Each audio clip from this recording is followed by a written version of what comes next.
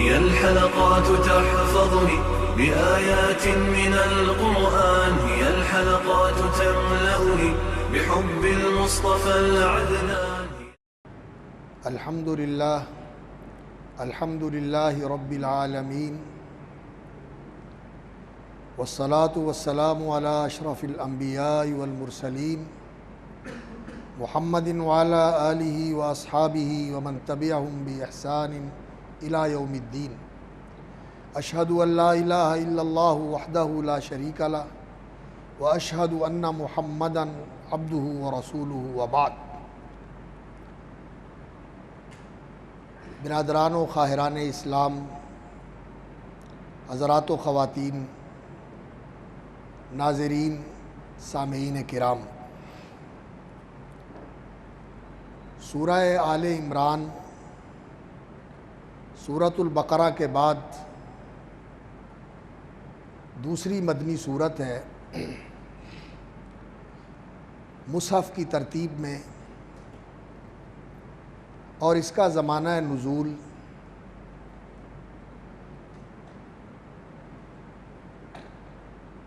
کچھ حصہ تو اس کا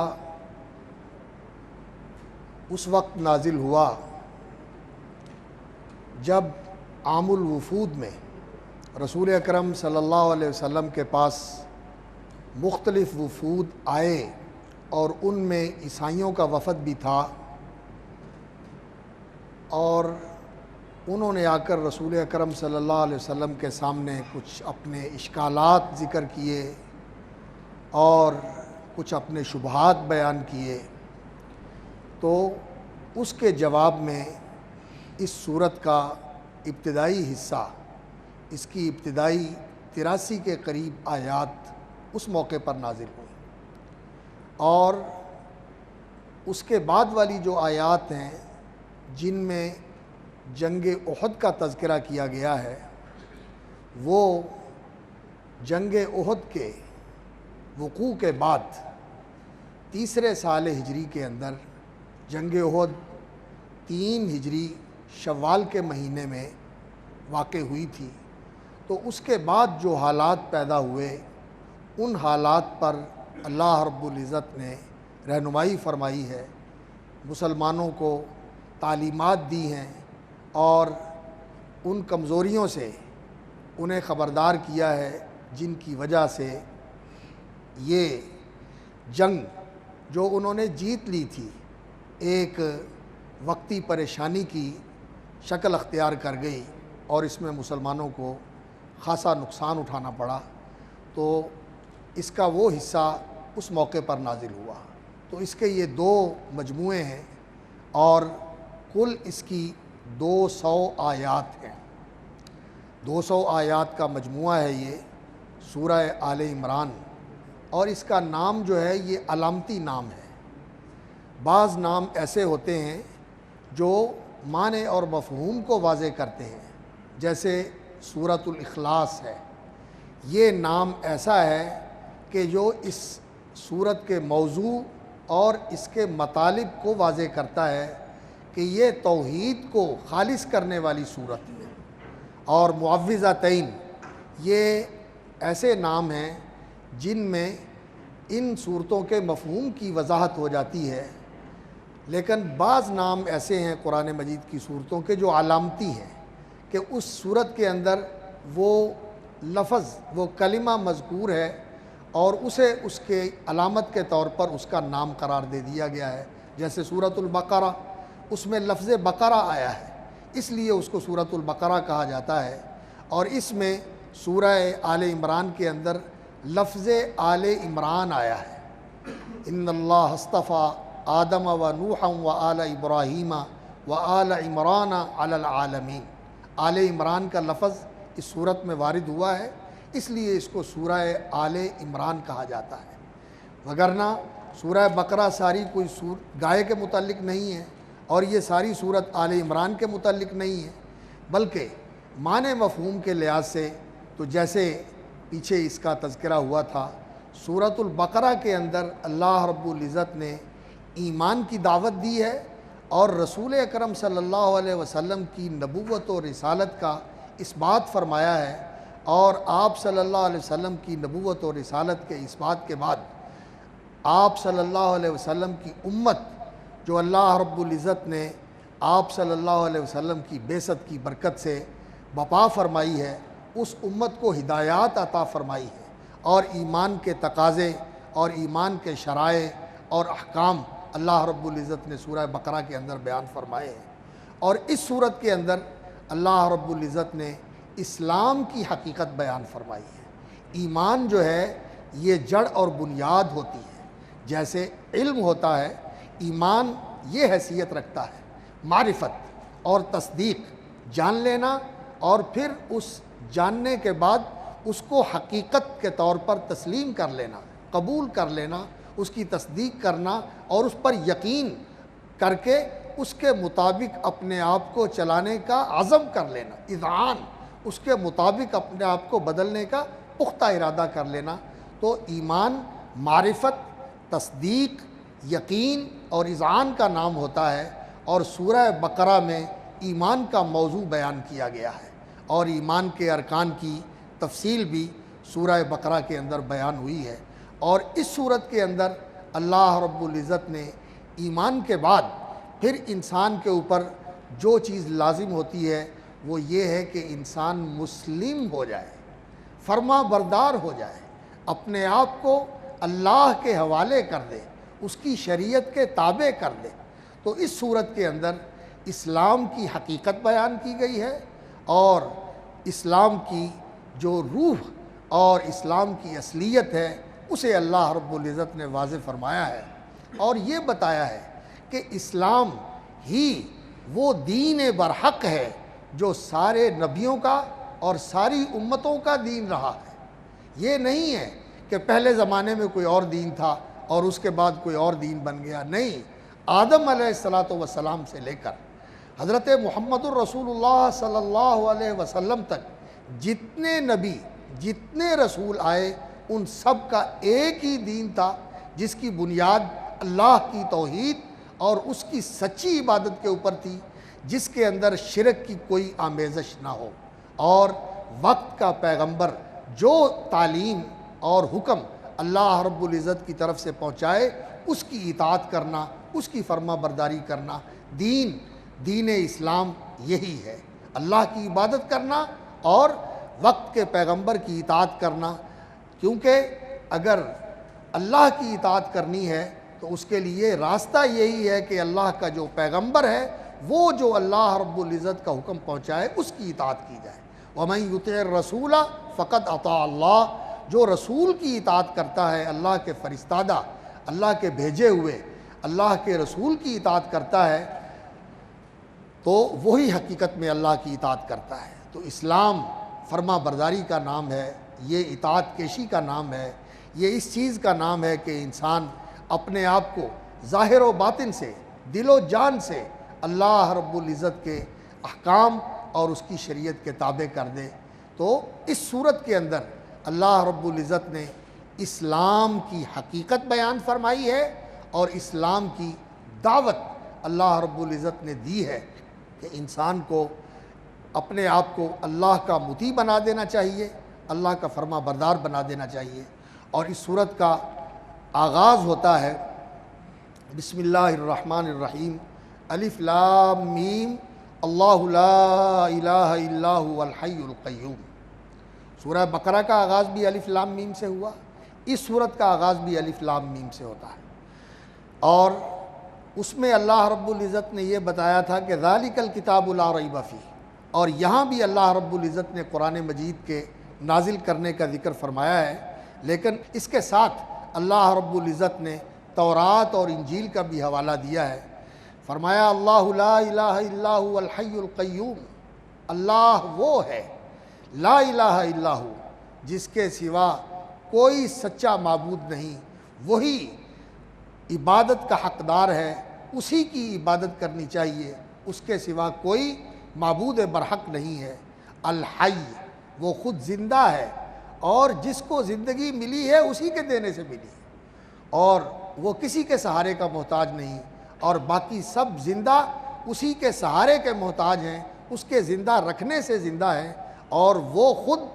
بذات ہی زندہ ہے اور وہ کسی کے سہارے کا محتاج نہیں۔ الحی زندہ ہے اور زندگی بخشنے والا ہے۔ القیوم اور وہ خود قائم ہے، اسے کوئی قائم نہیں رکھے ہوئے ہے، اسے اپنے قیام و بقا میں کسی کی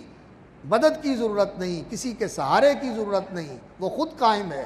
اور سب کو وہی قائم رکھے ہوئے ہے۔ اس کی مدد سے اور اس کے حکم سے اور اس کی مشیت سے ہر چیز قائم اور موجود ہے۔ وہ جب چاہے جسے چاہے ختم کر دے۔ یہ آسمان و زمین جب چاہے انہیں ختم کر کے ان جیسے اور پیدا کر دے۔ اللہ رب العزت الحی القیوم، یہ اللہ رب العزت کی بہت عظیم الشان صفات ہیں، اور بعض روایات سے تو یہ معلوم ہوتا ہے کہ یہ اللہ رب العزت کا اسم اعظم ہے، اللہ رب العزت کا اسم اعظم ہے۔ ایک حدیث میں آتا ہے کہ اللہ رب العزت کا اسم اعظم 3 صورتوں میں پایا جاتا ہے، سورہ بقرہ میں اور سورہ آل عمران میں اور سورہ طٰہٰ میں، اور ان تینوں صورتوں کے اندر جو اللہ رب العزت کے اسماء حسنہ اور آئے ہیں وہ تو اپنی جگہ پر، لیکن جو مشترک ہے وہ الحی القیوم۔ آیت الکرسی میں بھی یہ ہے اللہ لا الہ الا هو الحی القیوم، اور اسی طرح اس سورہ آل عمران میں بھی اللہ لا الہ الا هو الحی القیوم یہ الفاظ موجود ہیں، اور سورہ طٰہٰ کے اندر بھی وعنت الوجوہ للحی القیوم۔ اس لیے بعض علماء کا رجحان یہ ہے کہ الحی القیوم یہ اللہ کا اسم اعظم ہے، اور بعض علماء کا یہ خیال ہے کہ لفظ اللہ یہ جو اللہ کا ذاتی نام ہے، یہ اللہ رب العزت کا ذاتی نام جو ہے اسم علم، یہ ہے اصل میں اسم اعظم، کہ اس کے اندر اللہ رب العزت کے سارے اسماء حسنہ سمٹ کے آ جاتے ہیں۔ یہ اللہ کا ذاتی نام ہے، اور یہ اللہ کے جتنے صفاتی نام ہیں ان سب کو جامع اور شامل ہے، اور یہ اللہ رب العزت کا اسم اعظم ہے۔ بعض علماء کا یہ خیال ہے، اور بعض کہتے ہیں کہ لا الہ الا اللہ یہ کلمہ جو ہے اس کے اندر اسم اعظم پایا جاتا ہے، یعنی اللہ کی توحید کے ساتھ اللہ رب العزت کا کوئی نام ذکر کرنا، کوئی ذاتی نام، اللہ کا ذاتی نام جیسے لفظ اللہ ہے، یا اس کا صفاتی نام جیسے رب ہے یا رحمان ہے یا الحی القیوم ہے، اس کی توحید کا اقرار کر کے اس کے کسی صفاتی نام کا یا اس کے ذاتی نام کا حوالہ دے کر اللہ سے دعا کرنا، یہ اسم اعظم ہے۔ اور اللہ رب العزت نے فرمایا نزل علیک الکتاب بالحق مصدقا لما بین یدیہ وانزل التوراۃ والانجیل من قبل ھدی للناس وانزل الفرقان۔ اللہ نے آپ پر یہ قرآن نازل فرمایا ہے، اور یہ حق کے اوپر مشتمل ہے، یہ سچا قرآن ہے،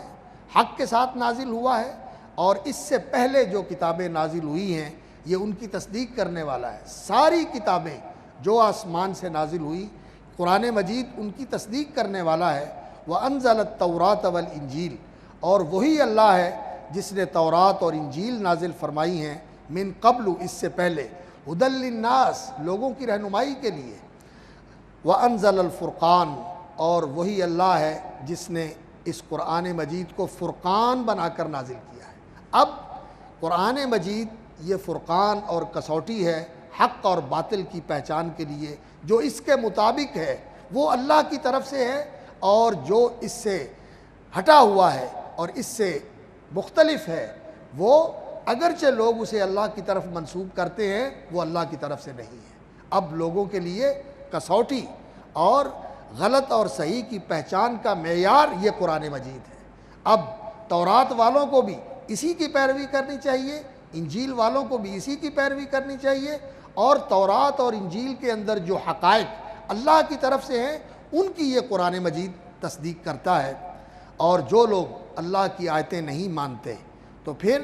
اللہ رب العزت کا یہ فیصلہ ہے کہ ان کے لیے عذاب شدید، دنیا میں بھی سخت سزا ہے، واللہ عزیز ذو انتقام، اور اللہ تعالیٰ زبردست انتقام لینے والا ہے ان سے۔ اس قرآن کو اور اللہ کی آیتوں کو جھٹلانے کا اور ان کی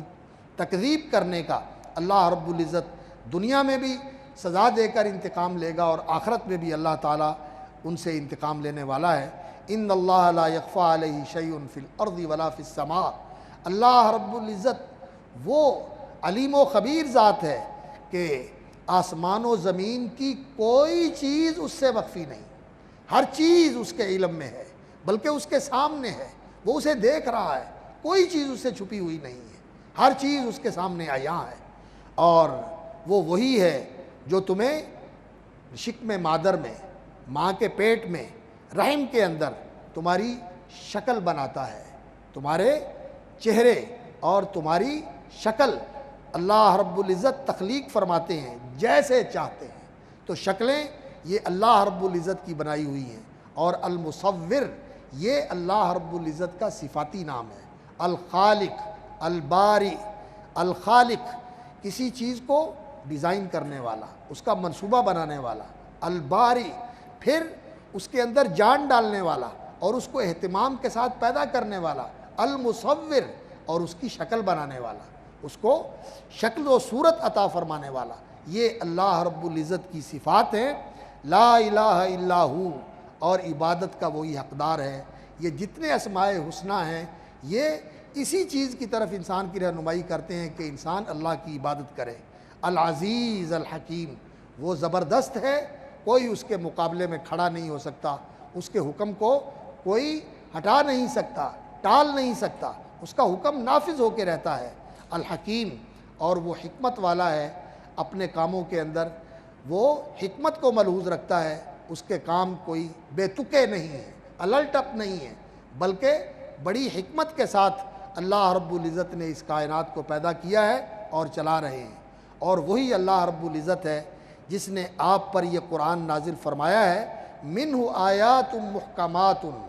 اس قرآن مجید کی کچھ آیتیں ایسی ہیں جو محکم ہیں، پختہ اور مضبوط ہیں، قطعی اور واضح ہیں، جن کے اندر کوئی ایچ پیچ نہیں ہے، کوئی شبہ اور ابہام نہیں ہے، اشتباہ نہیں ہے کہ وہ کسی کے ساتھ گڑبڑ ہو کے ان کے معنی مفہوم میں انسان کو کوئی التباس ہو جائے، کوئی الجھن ہو جائے، ایسی بات نہیں، بلکہ وہ واضح ہیں بالکل، جیسے اللہ کی توحید کی آیات ہیں، اور اسی طرح حلال و حرام کی آیات ہیں، اللہ رب العزت نے بالکل واضح طور پر بیان فرما دی ہیں، اور انسان سنتا ہے تو اس کا معنی اور مفہوم بالکل انسان کے ذہن میں واضح طور پر آ جاتا ہے۔ تو اس کی کچھ آیات ایسی ہیں محکمات، جو پختہ اور مضبوط، واضح اور قطعی ہیں، اور بالکل ان کے اندر کسی قسم کا خفا نہیں، کسی قسم کا التباس اور کسی قسم کا ابہام نہیں۔ ہن ام الکتاب، وہ کتاب کی اصل اور بنیاد ہیں، اس کتاب کو ان کی روشنی میں سمجھنا چاہیے۔ وَأُخَرُ مُتَشَابِهَاتٌ، اور کچھ آیتیں ایسی ہیں جن میں اشتباہ ہے، یعنی ان میں التباس ہو سکتا ہے۔ اگر کسی آیت سے غلط معنی نکالنا چاہے تو قرآن مجید کے اندر ایسے دلائل موجود ہوتے ہیں جو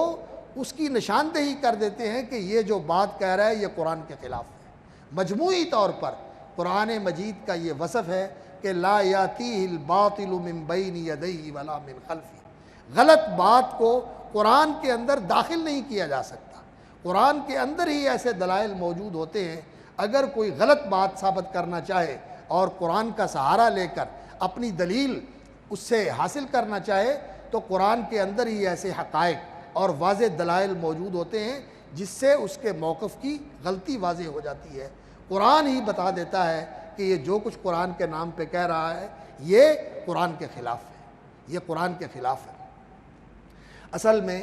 اس کے پس منظر میں یہ بات ہے کہ عیسیٰ علیہ السلام کے متعلق قرآن مجید میں بھی آیا ہے کہ عیسیٰ علیہ السلام انما المسیح عیسی ابن مریم رسول اللہ و کلمتہ القاها الی مریم و روح منہ، کہ عیسیٰ علیہ السلام اللہ کی طرف سے کلمہ ہے اور اللہ کی طرف سے روح ہے، اور عیسائی جو تھے وہ اسی چیز کو بنیاد بنا کر رسول اکرم صلی اللہ علیہ وسلم کے ساتھ مناظرہ کرنے کے لیے اور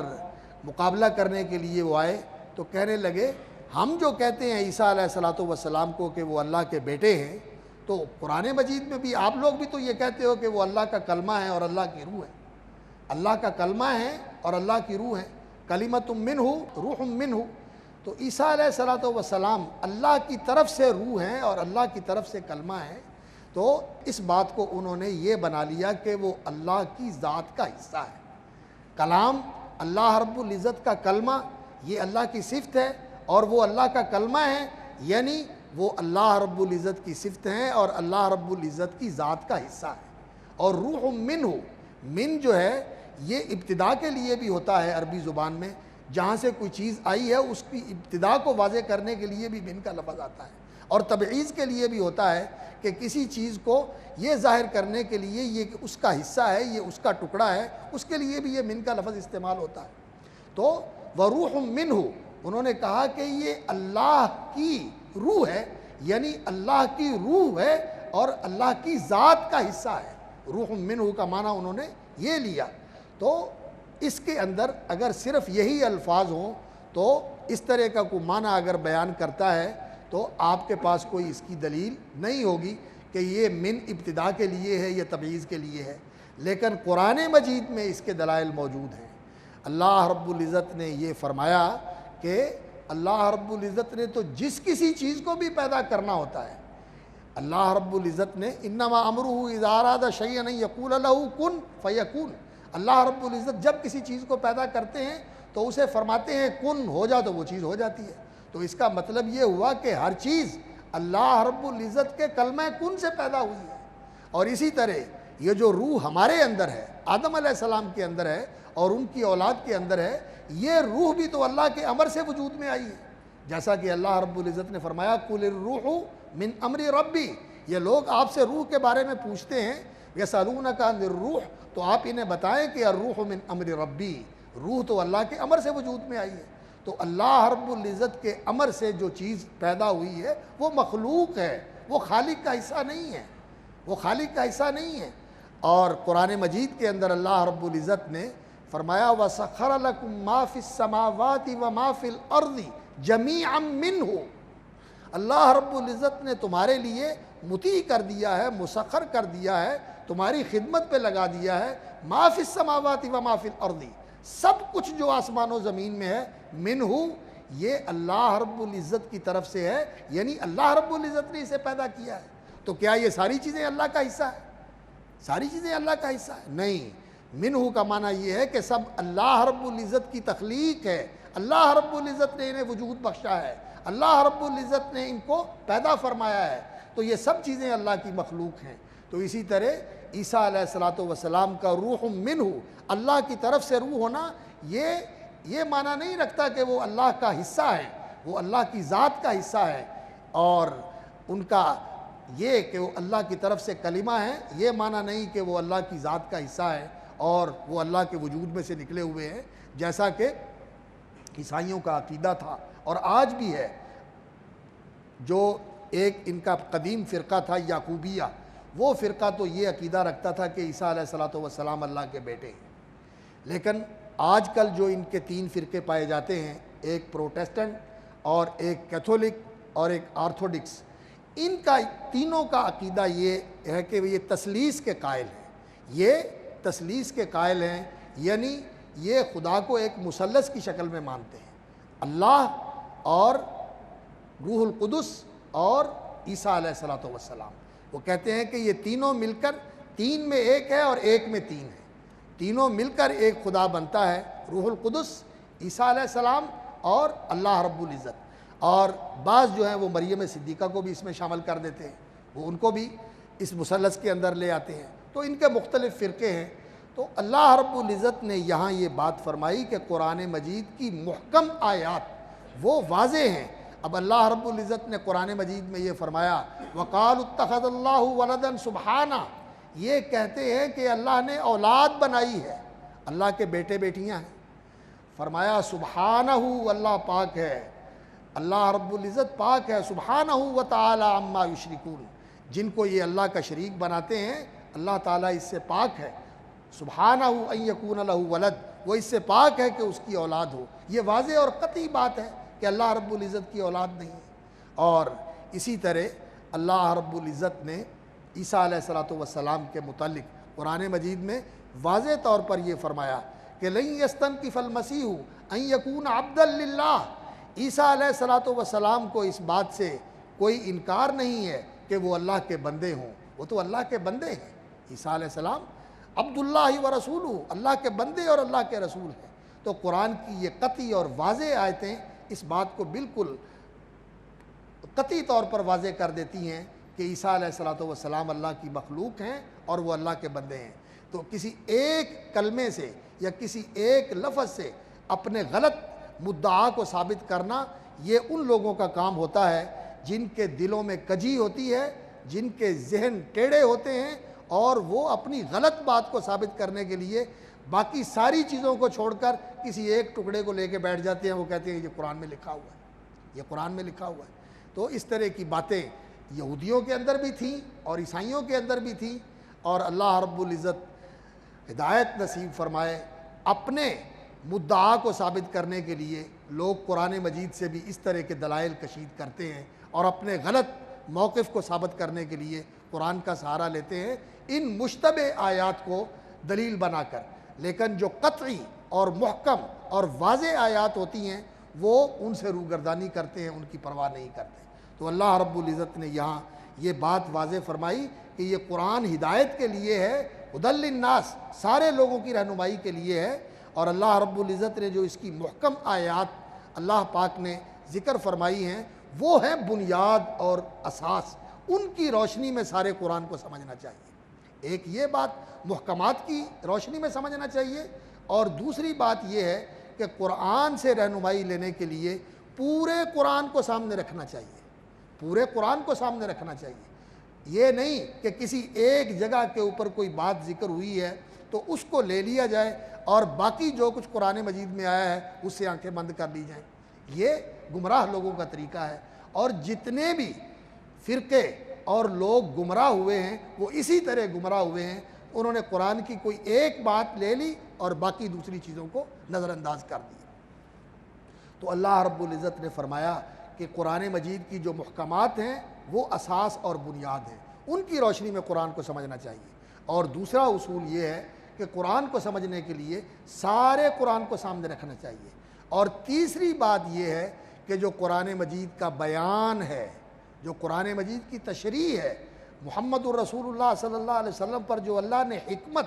اور سنت نازل فرمائی ہے، قرآن کا بیان جو نبی صلی اللہ علیہ وسلم کے اوپر اللہ نے نازل فرمایا ہے، اللہ نے فرمایا انا علینا بیانا، ہمارے ذمے ہے قرآن کا بیان، اور وہ قرآن کا بیان محمد الرسول اللہ صلی اللہ علیہ وسلم کے سپرد فرمایا لتبین للناس ما نزل الیہم، کہ آپ لوگوں کے لیے بیان کر دیں جو یہ قرآن لوگوں کی طرف نازل کیا گیا ہے۔ اگر اس بیان کو اور اس حکمت کو اور اس سنت کو قرآن کے ساتھ شامل نہ کیا جائے اور قرآن کو سمجھنے کے لیے اس سے استغناء اور اعراض والا رویہ اختیار کیا جائے تو پھر انسان گمراہ ہو جاتا ہے، اسے ہدایت نہیں مل سکتی۔ تو قرآن مجید کو سمجھنے کے لیے اور قرآن سے رہنمائی لینے کے لیے محکمات کو اساس بنانا ہے، اور متشابہات کا وہ معنی لینا ہے جو اس محکمات کے مطابق ہو، اور پورے قرآن کو سامنے رکھنا ہے، اور جو قرآن کا بیان اور اس کی تشریح ہے، رسول اکرم صلی اللہ علیہ وسلم کی سنت اور آپ کی احادیث طیبہ، احادیث صحیحہ، ان کو سامنے رکھنا ہے۔ اس سے مستغنی ہو کر اگر کوئی آدمی قرآن مجید سے کوئی اپنی بات ثابت کرتا ہے تو وہ مردود ہوگی، وہ قابل قبول نہیں ہے۔ تو اللہ رب العزت نے یہ تمہیدی طور پر اس صورت کے آغاز میں بیان فرمایا، اور یہ اللہ رب العزت نے حقیقت واضح فرمائی کہ جن کے دلوں میں کجی اور ٹیڑھ ہوتا ہے وہ مشتبہ آیت کو لے کر اپنی مرضی کا معنی پہنا کر اس کو اپنے پیچھے لگاتے ہیں، اور قرآن مجید کی محکمات کو اساس بنا کر خود قرآن مجید کے پیچھے چلیں اور قرآن کے مطابق چلیں۔ یہ ان کا رویہ نہیں ہوتا۔ کن لوگوں کا؟ جن کے دماغ میں فتور ہے اور جن کی فکر میں ٹیڑھ ہے اور جن کے دلوں کے اندر زیغ ہے،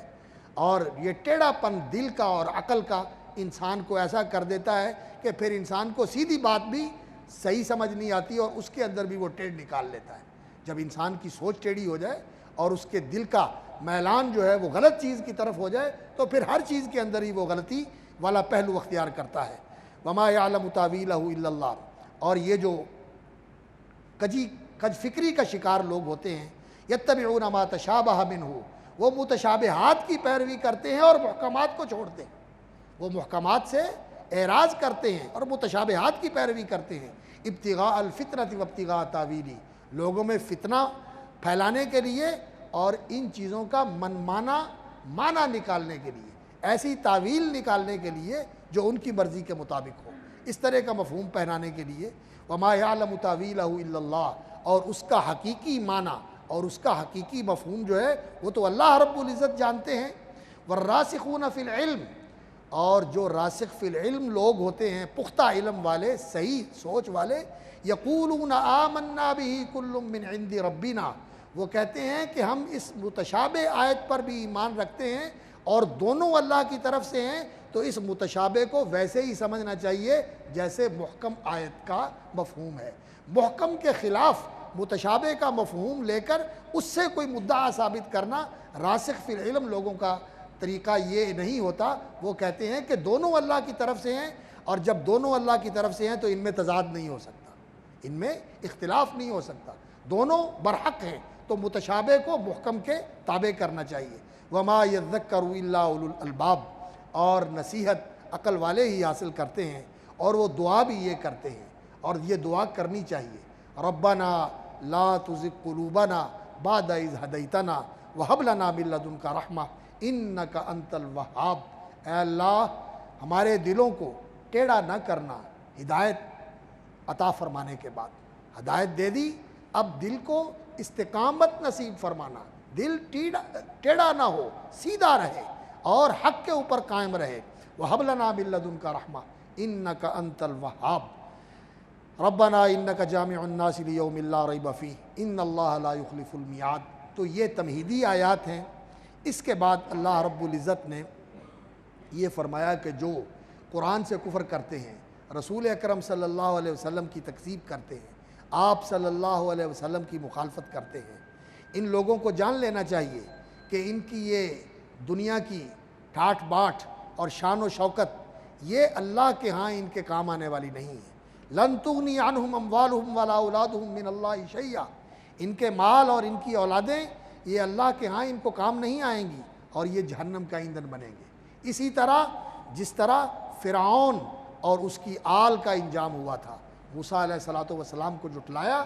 اور موسیٰ علیہ السلام کو اذیتیں پہنچائیں، تو اللہ رب العزت نے ان کے گناہوں کی پاداش میں انہیں پکڑ لیا۔ واللہ شدید العقاب۔ تو جو رسول اکرم صلی اللہ علیہ وسلم کی تکذیب کرنے والے ہیں، فرمایا کل للذین کفروا ستغلبون وتحشرون الی جہنم، ان کو بھی بتا دیجئے کہ تمہیں بھی اللہ تعالیٰ مغلوب کرے گا، زیر کرے گا، شکست دے گا، اور تمہیں اکٹھا کر کے جہنم میں پھینک دے گا۔ وبئس المہاد، اور تمہارے لیے جہنم جو ہے بہت برا ٹھکانہ ہے، بری جگہ ہے جہنم رہنے کی۔ یہ صورت، اس کا ابتدائی حصہ تو عام الوفود میں نازل ہوا، اور باقی والا حصہ جو تھا جنگ احد کے اندر نازل ہوا۔ تو اللہ رب العزت نے یہاں توجہ دلائی ہے مخاطبین کو کہ قد کان لکم آیۃ فی فئتین التقطا فئۃ تقاتل فی سبیل اللہ واخری کافرۃ یرونہم مثلیہم رأی العین واللہ یؤید بنصرہ من یشاء ان فی ذلک لعبرۃ لأولی الابصار۔ تمہارے لیے نشانی ہے، حق اور باطل کو سمجھنے کے لیے یہ نشانی تمہارے پاس موجود ہے کہ دو جماعتیں آپس میں ملیں۔ ایک مشرکین مکہ کی جماعت تھی جو کیل کانٹے کے ساتھ لیس تھی، اور وہ بڑی تیاری کر کے آئے مسلمانوں کو ختم کرنے کے لیے، اور دوسری طرف محمد الرسول اللہ صلی اللہ علیہ وسلم اپنے ساتھیوں کے ساتھ نکلے، اور ان کے پاس کوئی خاص تیاری نہیں تھی۔ ایک گھوڑا تھا اور چند اونٹ تھے جن کے اوپر وہ سوار ہوتے تھے، تین تین آدمی ایک ایک اونٹ کے اوپر، چند تلواریں تھی اور چند نیزے تھے، اور 313 یا اس کے کچھ اندر باہر، بعض کہتے ہیں 19 یا بعض کہتے ہیں 305، تو بہرحال اتنی تعداد تھی، 319 یا 13 یا 5 یا 4، اس طرح کی مختلف روایات ہیں۔ یہ تعداد تھی ان لوگوں کی، اور دوسری طرف 1000 مسلح، اور ان کے پاس پورا جنگی سامان تھا اور بھرپور تیاری کے ساتھ آئے تھے۔ آپس میں مقابلہ ہوا، اللہ اکبر۔ فئۃ تقاتل فی سبیل اللہ، ایک گروہ اللہ کے راستے میں لڑنے والا تھا۔ رسول اکرم صلی اللہ علیہ وسلم اور آپ کے صحابہ یہ اللہ کے راستے میں لڑنے کے لیے نکلے تھے۔ وَأُخْرَىٰ كَافِرَةٌ يَرَوْنَهُمْ مِثْلَيْهِمْ، اور دوسری طرف کافر گروہ تھا، يَرَوْنَهُمْ مِثْلَيْهِمْ، یہ کافر مسلمان تو تھے 300 کچھ، لیکن کافروں کو ایسے دکھائی دے رہا تھا کہ یہ ہم سے دگنے ہیں، یہ ہم سے دگنے ہیں۔ يَرَوْنَهُمْ مِثْلَيْهِمْ رَأْيَ الْعَيْنِ،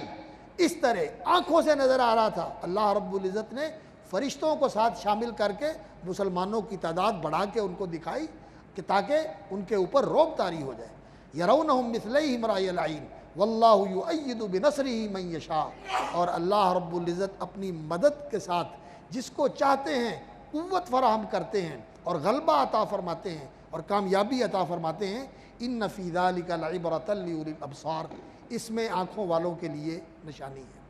تو امت مسلمہ کو اللہ رب العزت نے یہاں یہ سبق دیا ہے کہ نصرت اور مدد جو ہے یہ اللہ کی طرف سے ہوتی ہے۔ اللہ تعالیٰ جب مدد کرتا ہے تو مدد ہوتی ہے، اور اللہ رب العزت نے مسلمانوں کی جنگ بدر کے اندر مدد فرمائی، اور اللہ رب العزت نے اس کو مسلمانوں کے لیے اپنی قدرت کا نشان بنا دیا، اور اپنی تائید اور حمایت کی اللہ رب العزت نے ایک ایسی نشانی بنا دیا جو قیامت تک آنے والے مسلمانوں کے لیے رہنما رہے گی کہ اللہ رب العزت اپنے بندوں کی کس طرح مدد کرتا ہے۔ بے سر و سامانی کے عالم میں، کمزوری کے عالم میں، تعداد کی قلت کے باوجود اللہ تعالیٰ اپنے بندوں کی مدد کرتا ہے،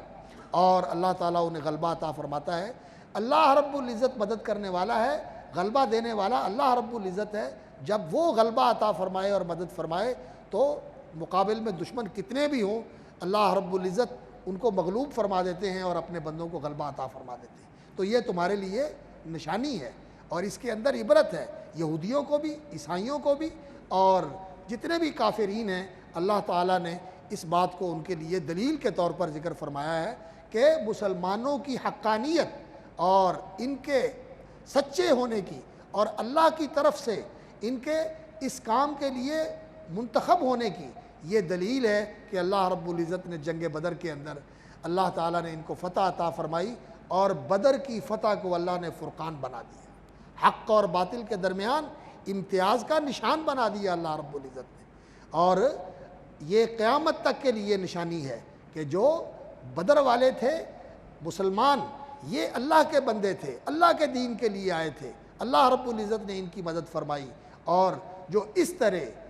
جس طرح یہ مخلص ہو کر اللہ کے دین کے لیے آئے تھے، جو اللہ کے دین کے لیے کھڑے ہوں گے، اللہ کے دین کو محفوظ رکھنے کے لیے، اسے سر بلند کرنے کے لیے، اللہ کے دین کو اونچا اور غالب کرنے کے لیے اللہ تعالیٰ ان کی اسی طرح مدد فرمائے گا جس طرح اللہ رب العزت نے مقام بدر پر مسلمانوں کی مدد فرمائی تھی، اور رسول اکرم صلی اللہ علیہ وسلم کو اللہ رب العزت نے غلبہ اور نصرت عطا فرمائی تھی۔ اور جو کافر ہیں وہ کتنی بڑی تعداد کے اندر ہوں اور کتنی ہی زیادہ ان کی تیاری ہو اور ان کی تعداد ہو، اللہ رب العزت انہیں ذلیل و خوار کرتے ہیں اور انہیں مغلوب کرتے ہیں، اس لیے کہ اللہ کے سامنے تو سارے انسانوں کی کوئی حیثیت نہیں، سارے کے سارے اپنی ساری صلاحیتیں اور توانائیاں لے کر آ جائیں تو اللہ کا تو مقابلہ نہیں کر سکتے۔ اللہ رب العزت تو بہت قوت والے مالک ہیں، جو چاہے کر سکتے ہیں۔ یرموک کے موقع پر اللہ اکبر، مسلمانوں کی بہت بڑی تعداد تھی اور عیسائیوں کے ساتھ مقابلہ تھا۔ حضرت عمر رضی اللہ تعالیٰ عنہ نے 5 امیر مقرر کیے تھے، تو جب مسلمان کافی پریشان ہوئے کہ اتنی بڑی فوج کے ساتھ مقابلہ ہے تو کیا بنے گا، تو حضرت عمر رضی اللہ تعالیٰ عنہ نے ان کو پیغام بھیجا اور خط لکھا کہ دیکھو، تعداد کے اوپر اور تیاری کے اوپر مسلمان کی نظر نہیں ہوتی، مسلمان کی نظر اس کے اللہ پر ہوتی ہے، اللہ پر ہوتی ہے۔ تمہیں بھی اس موقع پر اللہ کی طرف توجہ کرنی چاہیے۔ واللہ یؤید بنصرہ من یشاء، اللہ تعالیٰ اپنی مدد کے ساتھ جس کو چاہتے ہیں قوت فراہم کرتے ہیں اور اسے مضبوط کر دیتے ہیں، تو اللہ کی طرف رجوع کرو، اللہ رب العزت تمہیں غلبہ عطا فرمائے گا۔ اور ایسا ہی ہوا کہ اللہ تعالیٰ نے مدد فرمائی اور مسلمان اس جنگ میں بھی کامیاب اور ظفر مند ٹھہرے۔ تو اس طرح اس صورت کا آغاز ہوتا ہے، اور پھر اللہ رب العزت نے جو لوگوں کے لیے عام طور پر دین کی طرف آنے میں رکاوٹ بنتی ہے، سورہ بقرہ میں بھی اس کا ذکر فرمایا تھا، زُيِّنَ لِلَّذِينَ كَفَرُوا الْحَيَاةُ الدُّنْيَا وَيَسْخَرُونَ مِنَ الَّذِينَ آمَنُوا، دنیا کی زندگی ان کے لیے مزین کر دی گئی ہے۔ اور یہاں بھی اللہ رب العزت نے یہ بتایا کہ دین کی طرف آنے میں جو چیز حاجز اور حائل ہوتی ہے، مانع اور رکاوٹ بنتی ہے، وہ کیا ہے؟ وہ زُيِّنَ لِلنَّاسِ حُبُّ الشَّهَوَاتِ، وہ یہ چیز ہے کہ لوگوں کے لیے خوشنما بنا دی گئی ہے۔ حب الشہوات، پسندیدہ چیزوں کی محبت۔ وہ پسندیدہ چیزیں کیا ہے؟ عورتیں اور اولاد، عورتیں، بیویاں اور بچے، والقناطیر المقنطرۃ من الذهب والفضہ، سونے اور چاندی کے خزانے، والخیل المسومہ، نشان زدہ گھوڑے، عمدہ نسل کے گھوڑے، والانعام، اور مال مویشی، ڈھور ڈنگر، والحرث، کھیت کھلیان، باغ، فارم، یہ چیزیں لوگوں کے لیے خوشنما بنا دی گئی ہیں۔ ان کی محبت لوگوں کے دلوں میں کھبا دی گئی ہے اور ان کو خوشنما بنا کر لوگوں کے سامنے رکھ دیا گیا ہے، اور شیطان اور نفس جو ہیں وہ انسان کو اس کی طرف کھینچتے ہیں، اور ان کے پیچھے لگ کے انسان آخرت کو بھول جاتا ہے اور دین کو چھوڑ دیتا ہے اور اللہ رب العزت کو فراموش کر بیٹھتا ہے۔ یہ اصل مرض ہے انسان کا، جو دین کی طرف نہیں آنے دیتا، قربانی سے انسان کو روکتا ہے، آخرت کے لیے محنت کرنے سے انسان کے راستے میں یہ چیز حائل ہوتی ہے۔ اور اگر انسان اس کی حقیقت کو سمجھ لے کہ یہ دنیا تو امتحان ہے اور یہ تو گزرگاہ ہے، یہ تو مسافر خانہ ہے، یہاں انسان آیا ہے تھوڑا سا وقت بسر کرنے کے لیے، ان چیزوں کو استعمال کرنا ہے، ان سے فائدہ اٹھانا ہے، یہ برتنے کی چیزیں ہیں، لیکن یہ ہمیشہ رہنے والی نہیں ہے، یہ ہمیشہ رہنے والی نہیں ہے، بلکہ یہ چیزیں تو اس لیے ملی ہیں کہ ان کے ساتھ انسان اللہ کی فرما برداری کرے۔ اور یہ نعمتیں جو اللہ رب العزت نے عطا فرمائی ہیں، یہ تو انسان کو دی ہیں اللہ نے آخرت کا شوق دلانے کے لیے، کہ انسان ان چیزوں کو حاصل کر کے اس آخرت کا شوق اپنے اندر پیدا کرے اور اس کے لیے محنت اور کوشش کرے، جو جہاں یہ ساری چیزیں دائمی اور ابدی ہوں گی، وہاں بیویاں ہوں گی انسان کی، لیکن ان کے اندر کوئی غل غش نہیں ہوگا، اور یہ دنیا والی علائشیں نہیں ہوں گی، اور اولاد ہوگی انسان کی جو اس کے لیے آنکھوں کی ٹھنڈک ہوگی۔ اللہ تعالیٰ جو نیک اولاد ہے اس کو بھی والدین کے ساتھ وہاں جنت میں جمع فرما دیں گے، اور جو کچھ انسان چاہے گا، مال و دولت اور یہ جتنی چیزیں بھی انسان چاہے گا، اللہ رب العزت جنت میں اس کے لیے مہیا کر دے گا۔ تو یہ چیزیں تو اللہ نے آخرت کا شوق پیدا کرنے کے لیے انسان کو عطا فرمائی تھی، تو اگر انسان ان کے اندر کھب جائے اور ان پر ریجھ جائے اور آخرت کو فراموش کر دے اور آخرت کو پس پشت ڈال دے، اللہ کو ناراض کر دے جس نے یہ سب کچھ دیا ہے، اور اس لیے دیا ہے کہ انسان اللہ تعالیٰ سے آخرت کا طلبگار بنے اور آخرت کو حاصل کرنے کے لیے اللہ کو راضی کرے، تو اللہ رب العزت نے پھر متوجہ کیا کہ ان چیزوں کی جو محبت ہے یہ انسان کے اوپر اس طرح طاری نہیں ہونی چاہیے۔ قل اونبئکم بخیر من ذالکم، آؤ میں تمہیں بتاؤں جو اس سے بھی بہتر ہے۔ وہ کیا؟ للذین اتقوا عند ربہم جنات تجری من تحتها الانہار، اہل ایمان تقوی شعاروں کے لیے ان کے رب کے پاس وہ باغات ہیں جن کے نیچے نہریں بہتی ہیں، اور وہ ہمیشہ ہمیشہ اس میں رہیں گے، اور اس میں بیویاں ہوں گی پاکیزہ، ورضوان من اللہ، اور اللہ کی خوشنودی اور اس کی رضا ہوگی، اللہ راضی ہو جائے گا، اللہ راضی ہو جائے گا۔ واللہ بصیر بالعباد، اور یہ کون ہیں لوگ تقوی شعار؟ الذین یقولون ربنا اننا آمنا، جو اس طرح اللہ کے حضور دعائیں کرتے ہیں کہ اے پروردگار، اے ہمارے رب، ہم ایمان لے آئے، فاغفر لنا ذنوبنا، ہمارے گناہ بخش دے، وقنا عذاب النار، اور ہمیں جہنم کے عذاب سے بچا لے۔ یہ الصابرین، صبر کرنے والے ہیں، دین کے اوپر قائم رہنے والے ہیں، مشکل حالات میں حوصلہ مند رہنے والے ہیں، تھوڑ دلی کا مظاہرہ نہیں کرتے، کمزوری اور بزدلی کو اختیار نہیں کرتے، بلکہ ہمت اور استقامت کے ساتھ ڈٹے رہتے ہیں۔ والصادقین، اور سچے ہوتے ہیں، قول کے سچے، کردار کے سچے، عقیدے کے سچے اور یقین کے سچے۔ والقانتین، اور اللہ کے سامنے عاجزی کرنے والے، اللہ کے سامنے فروتنی اور تذلل اختیار کرنے والے، اس کی فرما برداری کرنے والے۔ والمنفقین، اور اللہ کے لیے خرچ کرنے والے۔ والمستغفرین بالاسحار، اور سحریوں کے وقت اللہ سے بخشش مانگنے والے، یہ اہل ایمان، یہ تقوی شعار، ان کے لیے اللہ رب العزت کے ہاں بہت بڑا صلہ ہے۔ اور جو آدمی آخرت کو مقصود بناتا ہے اللہ رب العزت اس کی دنیا بھی اچھی کر دیتے ہیں۔ یہ نہیں ہے کہ آخرت کو اگر انسان مطلوب و مقصود بنائے تو دنیا سے اسے دستکش ہونا پڑتا ہے، دستبردار ہونا پڑتا ہے، نہیں، دنیا بھی اللہ رب العزت دیتے ہیں اور آخرت اللہ رب العزت بہت بہتر عطا فرمائیں گے۔ جتنا انسان نے کیا ہے اللہ تعالیٰ اس سے بہت زیادہ اس کو عطا فرمائیں گے اپنے فضل کے ساتھ، اور دنیا بھی اللہ رب العزت اس کی برکت والی، راحت والی اور آسانی والی فرما دیتے ہیں، جیسا کہ اللہ رب العزت نے دوسرے مقامات پر اس کی وضاحت فرمائی ہے۔ اور پھر اللہ رب العزت نے جو اس دین اسلام کی حقیقت ہے اس کو واضح فرمایا، شہد اللہ انہ لا الہ الا ہو والملائکۃ واولو العلم قائما بالقسط لا الہ الا هو العزیز الحکیم، کہ اللہ رب العزت اس بات کی گواہی دیتے ہیں، کس بات کی؟ لا الہ الا ہو، کہ اللہ کے سوا کوئی سچا معبود نہیں، کوئی عبادت کا حقدار نہیں، یہ اللہ کی گواہی ہے۔ اور والملائکۃ، اللہ کے فرشتوں کی بھی یہی گواہی ہے، واولو العلم، اور علم والوں کی بھی یہی گواہی ہے، نبیوں کی بھی یہی گواہی ہے، اور نبیوں کے جانشین علماء کی بھی یہی گواہی ہے۔ اور یہاں علماء نے لکھا ہے کہ یہ مقام جو ہے یہ علماء کی فضیلت کے بیان کرنے میں بہت ہی عظیم الشان مقام ہے، کہ اللہ رب العزت نے اپنی گواہی کے ساتھ جہاں فرشتوں کی گواہی کا ذکر فرمایا وہاں اہل علم کی گواہی کا ذکر فرمایا، کہ علم والے بھی اسی چیز کی گواہی دیتے ہیں کہ لا الہ الا اللہ، کہ اللہ کے سوا کوئی عبادت کا حقدار نہیں ہے۔ اور یہ بہت اونچا مقام ہے کہ اللہ تعالیٰ نے اپنی گواہی کے ساتھ اہل علم کی گواہی کو ذکر فرمایا ہے، اور اس سے ان کے مقام کی عظمت اور رفعت واضح ہوتی ہے۔ لا الہ الا ہو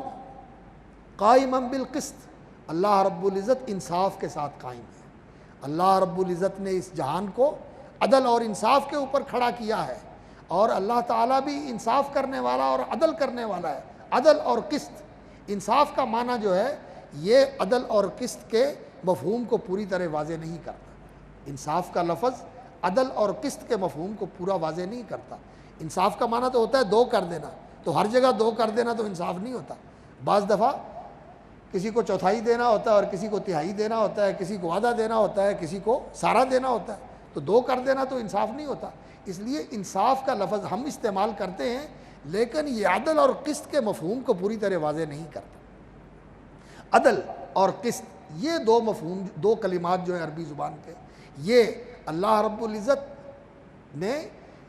اس جہان کو قسط کے ساتھ کھڑا کیا ہے اور عدل کے اوپر کھڑا کیا ہے، اور ہمیں بھی اللہ رب العزت نے یہی حکم دیا ہے کہ عدل اور قسط کے ساتھ کھڑے ہونے والے بن جاؤ۔ تو اللہ تعالیٰ انصاف کرنے والے ہیں، عدل کرنے والے ہیں، قسط کے ساتھ قائم ہیں، اور اس پورے جہان کو اللہ تعالیٰ نے عدل اور قسط کے اوپر قائم فرمایا ہوا ہے۔ لا الہ الا هو العزیز الحکیم۔ اور پھر اللہ رب العزت نے یہ حقیقت بیان فرمائی کہ ان الدین عند اللہ الاسلام، اللہ کے ہاں معتبر، مقبول اور سچا دین اسلام ہے، اور اسلام سارے نبیوں کا دین ہے۔ یہودیت،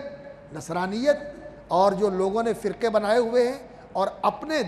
خود ساختہ دین لوگوں نے بنائے ہوئے ہیں، ان کی کوئی حقیقت نہیں ہے۔ اللہ رب العزت کے ہاں معتبر اور مقبول دین دین اسلام ہے۔ اور آگے اللہ رب العزت نے دوسری آیت میں یہ فرمایا وَمَن يَبْتَغِ غَيْرَ الْإِسْلَامِ دِينًا فَلَن يُقْبَلَ مِنْهُ، کہ دین اسلام کے سوا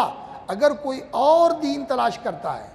اور اس دین کا پیرو بنتا ہے تو اللہ کے ہاں وہ قابل قبول نہیں ہے۔ اور دین اسلام کیا ہے؟ دین اسلام یہ ہے کہ انسان اللہ کا فرما بردار بن جائے، جیسا کہ اسی صورت کے اندر اللہ رب العزت نے دین اسلام کی حقیقت بیان فرماتے ہوئے یہ ارشاد فرمایا کہ وَلَهُ أَسْلَمَ مَنْ فِي السَّمَاوَاتِ وَالْأَرْضِ أَفَغَيْرَ دِينِ اللَّهِ يَبْغُونَ، کیا لوگ اللہ کی فرما برداری کو چھوڑ کر اوروں کی فرما برداری اختیار کر کے یہ دین اپنانا چاہتے ہیں؟ أَفَغَيْرَ دِينِ اللَّهِ يَبْغُونَ، اللہ کے مقرر کردہ دین، اللہ کی فرما برداری کو چھوڑ کر دوسروں کے بنائے ہوئے دین اور دوسروں کی فرما برداری اختیار کر کے لوگ زندگی گزارنا چاہتے ہیں۔ وَلَهُ أَسْلَمَ مَنْ فِي السَّمَاوَاتِ وَالْأَرْضِ، آسمان و زمین میں جو کچھ ہے سب اللہ کا مطیع ہے، طوعاً وکرہا، خوشی نہ خوشی، ہر چیز اللہ کی فرما بردار ہے، وَإِلَيْهِ يُرْجَعُونَ، اور سب نے اللہ کے حضور پیش ہونا ہے۔ تو جب یہ ساری کائنات اللہ کی مطیع اور فرما بردار ہے تو انسان کو بھی چاہیے کہ یہ اللہ کا مطیع اور فرما بردار بن جائے، اور اگر انسان بھی اللہ کا مطیع ہو اور یہ کائنات جو ساری کی ساری اللہ کی مطیع ہے یہ بھی اللہ کی فرما بردار ہے اور انسان بھی اللہ کا فرما بردار ہو، اس دین کے اندر جو اللہ رب العزت نے اتارا ہے اور جس کی فرما برداری کا انسان سے مطالبہ کیا ہے، تو پھر یہ زندگی بڑی نعمت، آسائش اور راحت والی زندگی بن جاتی ہے۔ یہ کائنات بھی اللہ کی فرما بردار اور انسان بھی اللہ کا فرما بردار، تو پھر یہ جہان کا نظام سارا سیدھا چلتا ہے، سارا نظام درست چلتا ہے۔ اور جب انسان اللہ کی نافرمانی کرتا ہے اور کائنات اللہ کی فرما برداری کرتی ہے، ٹکراؤ ہوتا ہے، پھر بگاڑ پیدا ہوتا ہے۔ کائنات فرما برداری کر رہی ہے اور انسان الٹا نافرمانی کر رہا ہے، ٹکراؤ ہوتا ہے، بگاڑ ہوتا ہے، پھر مصیبتیں آتی ہیں، پریشانیاں ہوتی ہیں، اللہ کی طرف سے سزائیں آتی ہیں اور اللہ کی طرف سے بارشیں رک جاتی ہیں، اللہ رب العزت کی طرف سے زلزلے آتے ہیں، آسمانی مصیبتیں آتی ہیں، زمینی آفتیں آتی ہیں اور آپس کے اختلافات ہوتے ہیں۔ یہ سب عذاب کی صورت ہے جس میں لوگ مبتلا ہوتے ہیں، اور وجہ اس کی کیا ہوتی ہے کہ لوگ اللہ کے دین سے انحراف کرتے ہیں۔ اللہ کا دین کیا ہے؟ اللہ کی فرما برداری۔ کائنات ساری اللہ کی فرما بردار ہے اور انسان بھی اللہ کا فرما بردار ہو جائے تو اس جہان کا نظام بالکل صحیح چلے۔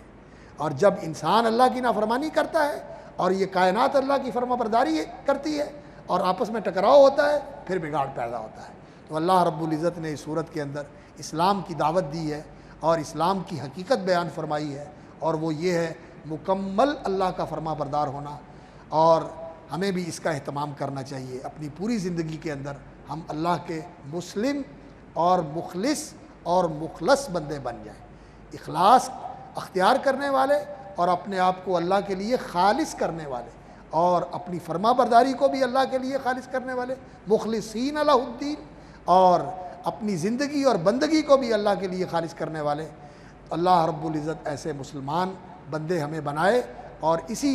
اسلام کے اوپر اللہ ہمیں زندہ رکھے اور اسی کے اوپر موت دے۔ اللہم احینا مسلمین وتوفنا مسلمین والحقنا بالصالحین غیر خزایا ولا مفتونین۔ باقی انشاءاللہ العزیز پھر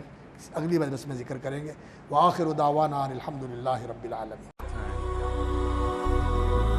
هي الحلقات تحفظني بآيات من القرآن، هي الحلقات تملأني بحب المصطفى العدنان، هي الحلقات تحفظني بآيات من القرآن، هي الحلقات تملأني بحب المصطفى العدنان، وأخلص نيتي دوما لرب واحد ديان، بروح ملؤها طهر وقلب كله إيمان، وأخلص نيتي دوما لرب واحد